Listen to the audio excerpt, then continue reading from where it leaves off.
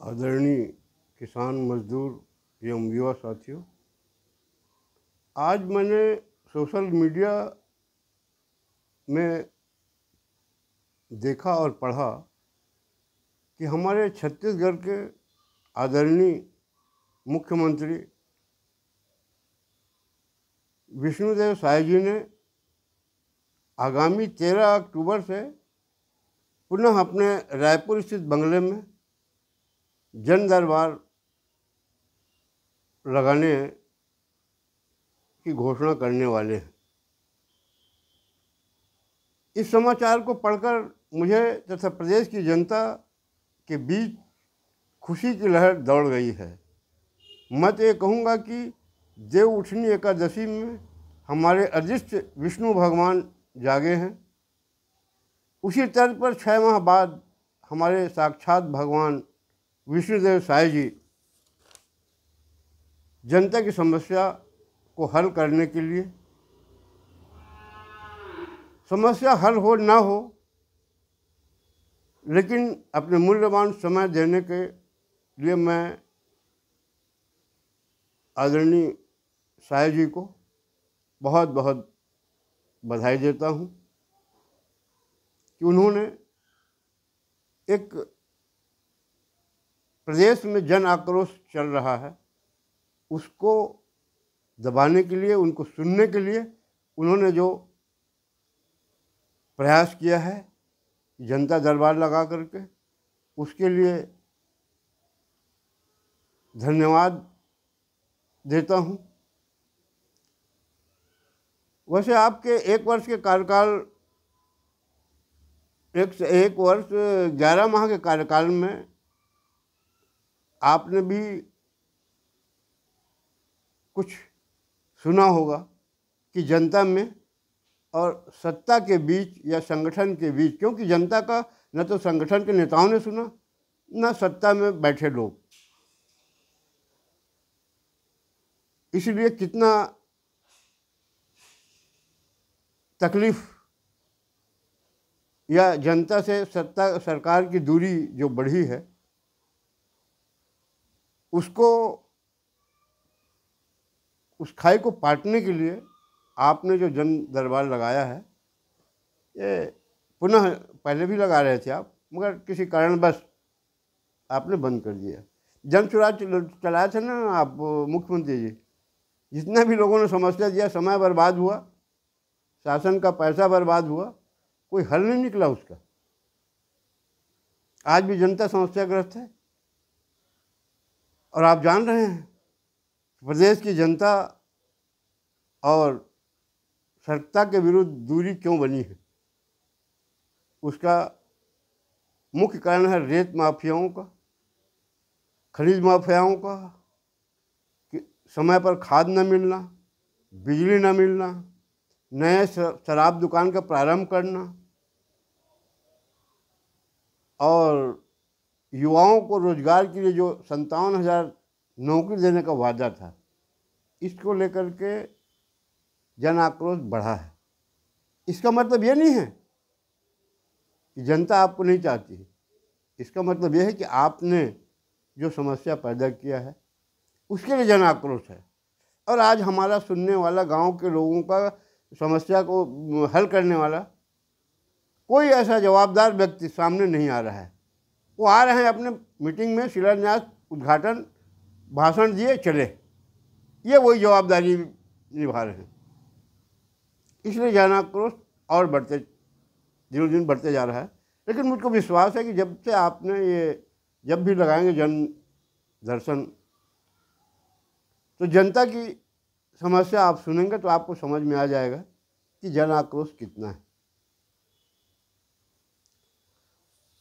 इसी तरह से मैं आपसे एक निवेदन करता हूं कि अगर आप चाहें प्रदेश में जो जन आक्रोश उसको दबाने के लिए अपने विधायक, मंत्री, सांसद, इन लोगों को भी मतदान केंद्र जिसको हम कहते हैं, आप संगठन के जैसे इकाई स्तर का पदाधिकारी नियुक्त किए हो, तो इकाई स्तर पे जन चौपाल लगा करके जनता का समस्या सुनने के लिए इनको निर्देशित करें, और वो भी बगैर भेदभाव के। ये ना सोचें कि इसने हमको वोट दिया कि नहीं दिया।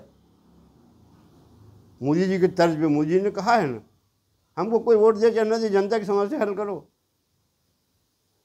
अब ये अगर इस तर्ज में चलेंगे ना तो स्थिति बहुत मजबूत होगी। जो कांग्रेस को वोट देने वाले हैं वो बंद कर देंगे मतदाता। अगर ये तर्ज अगर आपके भाजपा के विधायक, मंत्री, सांसद और कार्यकर्ताओं ने अपना लिया तो कई कारण होते हैं ना कि हमारा आपको वोट नहीं देने का। उसका एक कारण सबसे बड़ा यह है कि भेदभाव, उसने उसमें दिया था। मोदी जी जो कह रहे हैं ना उसको मानिए, बगैर भेदभाव के शासन की हर सुविधा को मुफ्त में दिलाने की ऐसी आप व्यवस्था कर दीजिए। पुनः अभी 3 साल बचा है, वातावरण में सुधार हो सकता है। और सरकार के तरफ से एक व्यवस्था होना चाहिए कि शासन को सुविधा को जनता को कैसे मुफ्त में दिलाएं। उसके लिए मेरा एक निवेदन था कि आप अपना फ़ोन नंबर जारी करिए कि इस नंबर पर प्रदेश की जनता हमको शिकायत करे, क्योंकि बहुत से लोग पैसे के कारण नहीं जा पाएंगे। छत्तीसगढ़ सरगुजा तरफ है या बस्तर जिले के हैं या हम बिलासपुर संभाग के ही लोग हैं, तो जो गरीब तबके के हैं तो एक बार जाने आने में 2,500 से 3,000 खर्च आता है। तो जो गरीब तबका नहीं जाएगा तो वो फ़ोन नंबर में आपसे बात कर सकता है, अपनी बात बता सकता है। ये जारी कर दीजिए।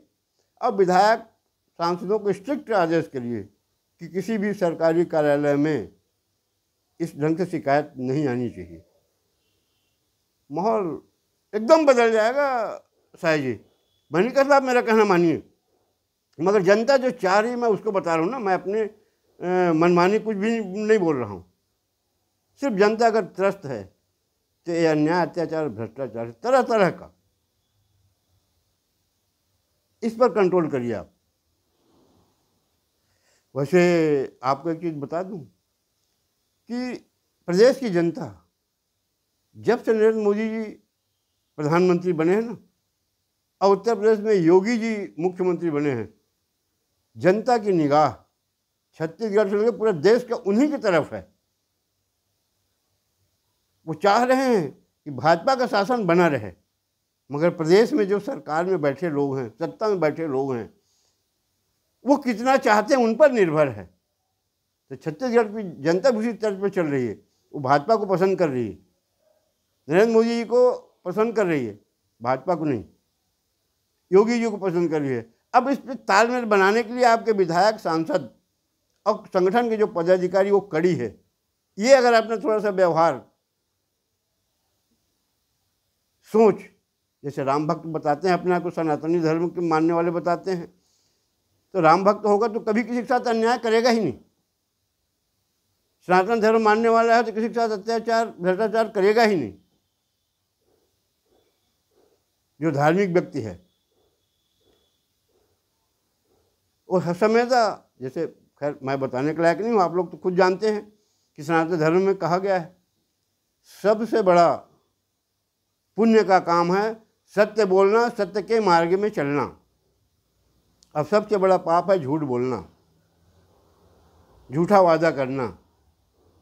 आप कितना भी दान पुण्य कर लीजिए, कितना भी भगवान के यहाँ कुछ भी चढ़ावा करिए, भगवान इससे कुछ खुश नहीं होंगे, क्योंकि दुनिया को तो उन्होंने दिया है ना। हम उसको क्या एक नारियल देंगे या कोई चढ़ावा चढ़ाएंगे? वो चाहते हैं कि मेरे विचार से, जो मेरे भक्त हैं, मेरे विचार से जिस पद में हैं लोगों की भलाई सोचे, किसी को तकलीफ न दे। तो अगर सही में राम भक्त सरकार है, सनातन धर्म को मानने वाली सरकार है हमारी प्रदेश की, तो उनको चाहिए कि अपने आप में सुधार करके जनता के हित का सोचें।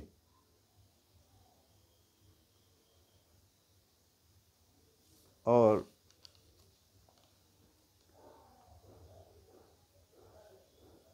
अगर आप इस ढंग से प्रदेश में सत्ता के विरुद्ध जो माहौल बना है उसको आप शांत कर सकते हैं। अंत में मैं अपने प्रदेश के भाजपा अध्यक्ष किरण देवी जी से भी निवेदन करूंगा, वो भी अपने इकाई अध्यक्ष से लेकर के प्रदेश के पदाधिकारियों तक को निर्देश दें कि वो जनता से संपर्क करें और शासन की हर सुविधा को मुफ्त में दिलाने के लिए उनको निर्देशित करें और शासन की हर सुविधा मुफ्त में मिले। क्योंकि कुछ लोगों ने, चाहे हमने देखा है, अनुभव है, सत्ता में जाने के बाद सत्ता को व्यापार समझते हैं और शासन की सुविधा को पैसे के माध्यम से दिलाते हैं। इसको बंद कर दीजिए। अधिकारी भी बहुत से शिकायत आती है ना, जो भी पार्टी सत्ता में रहती है बोले यहाँ का अधिकारी हमारा नहीं सुनता। अधिकारी 30 साल के लिए आया, आप 5 साल के लिए आए हो। अधिकारी को मालूम है कि कौन दलाली करता है, कौन कितना पैसा खा लिया, और यहाँ आके बोलता है मेरा सत्ता है, मैं जो बोलता हूँ करो। इसलिए अधिकारी काम नहीं करता, चाहे वो प्रदेश में मंत्री हों चाहे विधायक हों, अधिकारी इसीलिए नहीं सुनता। आप सही रहिए। अब आप सोचते हम सत्ता में हैं, अधिकारी हमारा माने, वो क्यों मानेगा? या तो आपको दलाली करना पड़ेगा। अब ये जो 2 साल के कार्यकाल में जो भ्रष्टाचार की बू आ रही, गांव-गांव तक फैल चुकी है, उससे जनता में काफ़ी आक्रोश है। इसको आप अपने स्तर का, प्रदेश स्तर में आ रहा है ना खबर, कई मंत्रालयों से बताते हैं कि तो अपना भतीजी की शादी में करोड़ों रुपया खर्चा कर दिया, लाखों रुपया खर्चा कर दिया, तेरी ही में कर दिया भाई। अपने विभाग का पैसा लगा दिया। ये जो % वाला प्रथा है ना, आदरणीय मुख्यमंत्री जी, हिदायत दीजिए। देश की जनता, प्रदेश की वो जनता है जो 77 के चुनाव में वोट और नोट दिया था, आपको याद होगा। तो मुफ्त में वोट लेने का कुछ कारण तो दीजिए हमको, जब आप हमारा काम मुफ्त में करेंगे जनता भी आपको मुफ्त में वोट देगी। ये प्रथा को लाइए ना, आप ईमानदारी की प्रथा को लागू करिए। सत्य के बारे में लोगों को बताइए, सत्य के मार्ग में चलने में कितना भलाई होता है। झूठ बोलने से आज हम पूरा, जहाँ देखो सब लोग अशांत, हर एक दूसरे को झूठ बोलता है। अब सत्ता में बैठने वालों के अगल बगल तो बहुत से चापलूस भी रहते हैं। नहीं वो सब बेकार है, ऐसा नहीं, ऐसा है, ऐसा कह के उनको भ्रमित कर देते हैं। वो भी भ्रमजाल में आ जाते हैं, क्योंकि वो भी अपना मलाई ला के पहुँचा देता है, मान लिया जाता है। तो मैं आपको पिछले चुनाव का एक जानकारी दे दूं कि 18 में भाजपा क्यों हारी, इसका आप मनन कर लीजिए। हालांकि आज मनन करने का समय आप लोगों को मिलेगा कि नहीं, मगर मैं एक जानकारी दे दूं। 18 चुनाव में 3 कारणों से हारे थे: धान फसल बीमा, प्रधानमंत्री आवास, शौचालय। इसमें जो अन्याय, अत्याचार, भ्रष्टाचार जो कमाई किया गया, इसके कारण हार हुई थी। भले हमारे ऊपर हारने के बाद आरोप लगाया गया छत्तीसगढ़ की जनता के ऊपर कि 2500 धान में ऋण मुक्ति में वोट दे दिया गया। कांग्रेस के नेताओं ने कहा कि हाँ हम इसमें जीते हैं, भाजपा के लोग बोले हम इसमें हारे। तभी से मैं ये वीडियो बना रहा हूँ और मैंने प्रधानमंत्री जी को बताया कि हार का कारण ये 3 है, इसमें अन्याय, अत्याचार, भ्रष्टाचार हुआ है, इसके कारण हार हुई है। कांग्रेस और भाजपा के नेताओं ने मुझको हमेशा कहा कि अरे आप कुछ भी बोलते रहते हो, आप कुछ समझते नहीं। मैं कहा भाई कम पढ़ा लिखा हूँ, मैं कहाँ समझ पाऊँगा। मगर देर सवेर पता लगेगा आपको। 24 के चुनाव में क्या हुआ साईं जी, कांग्रेस ने उसी तर्ज पे ऋण मुक्ति को बोला ना, 25 और धान भी अधिक कीमत में लूँगा बोला। आपका रेट कम था, उसके बाद भी लोगों ने वोट क्यों दिया? सिर्फ मोदी और योगी के कारण। तो मैं बता रहा हूँ कि ये जो चारों तरफ से शराब के कारण आज बुजुर्ग मारे जा रहे हैं, महिलाएं मारी जा रही हैं, महिलाएं बहुत परेशान हैं। वो कहती हैं कि महतारी बंधन का पैसा वापस ले लो। जितना ही प्रलोभन है ना, ये देश हित में नहीं है। जनता के हित में नहीं है, क्योंकि इसको आप वसूली कर लेते हो।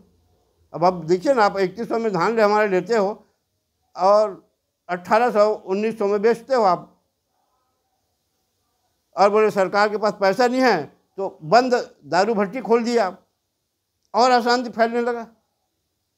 इस पर कुछ विचार करिए कि ऐसा कर्म करें जिससे जनता और सरकार की दूरी न बने।